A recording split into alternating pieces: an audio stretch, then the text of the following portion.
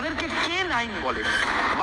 Dog স্কোয়াডকে আমরা ভাবছি বাংলাদেশে পাঠাবো। আমরা এই মুহূর্তে কোনো সেনাবাহিনীকে পাঠাবো না, আমরা সিদ্ধান্ত নিয়েছি।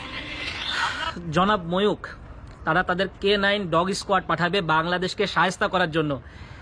ময়ূকের আসলে মাথায় প্রবলেম আছে, এটা শুধু বাংলাদেশ নয়, সকল বাংলা ভাষাভাষী মানুষ আসলে জানে। এবং এই অনুষ্ঠানের শুরুতে কিন্তু লেখা হয় যে এগুলো সবই ময়ূকের ব্যক্তিগত মতামত, কারো ব্যক্তিগত মতামতের দায় টেলিভিশন, ওই যে রিপাবলিক বাংলা নামে যে টেলিভিশন, ময়ূকের ব্যক্তিগত মতামত, তারা এগুলো দায় নেবেন না।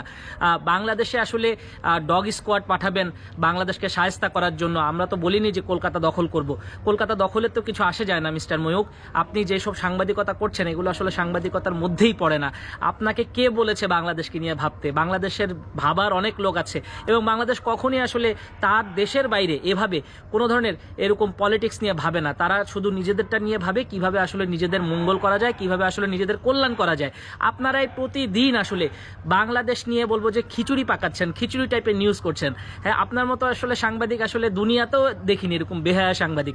ময়ূক সাহেব, আপনি আপনার দেশ নিয়ে চিন্তা করুন, আপনার দেশ কিভাবে আসলে ভালো করবে। শুনেছি যে আপনাদের রুপির দাম পড়ে যাচ্ছে, আপনাদের অর্থনৈতিক অবস্থা একটু খারাপ হচ্ছে এবং বাংলাদেশে তো অনেক ইনভেস্ট ছিল আসলে ভারতে।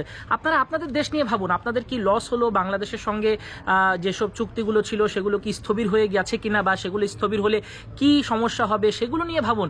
বাংলাদেশকে নিয়ে নিউজ বানাবেন না, বাংলাদেশকে নিয়ে আসলে খিচুড়ি বানাবেন না। আপনি যেগুলো বানান আসলে সেগুলো হচ্ছে খিচুড়ি। 50 মিনিট 60 মিনিট আপনার সব বক বক শুনতে ভালো লাগে না। কি সব উদ্ভট চিন্তা ভাবনা করেন, একটা দেশকে আপনি শায়েস্তা করবেন ডগ স্কোয়াড দিয়ে।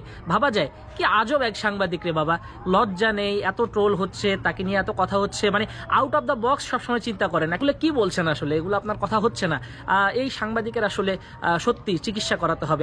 আমাদের দেশে কিন্তু আপনি যদি ভারতে চিকিৎসা করাতে না পারেন, মানে মানসিক চিকিৎসা, আমাদের পাবনায় কিন্তু অনেক ভালো ভালো হাসপাতাল আছে। পাবনা মানসিক হাসপাতালে কিন্তু ওখানে চিকিৎসা হলে আপনাকে যখন আসলে ইনজেকশন দিবে, আপনাকে যখন ওষুধপত্র দিবে, আপনি তখন ভালো হয়ে যাবেন, সুস্থ হয়ে যাবেন, ভালো মানুষের মতো কথা বলতে পারবেন।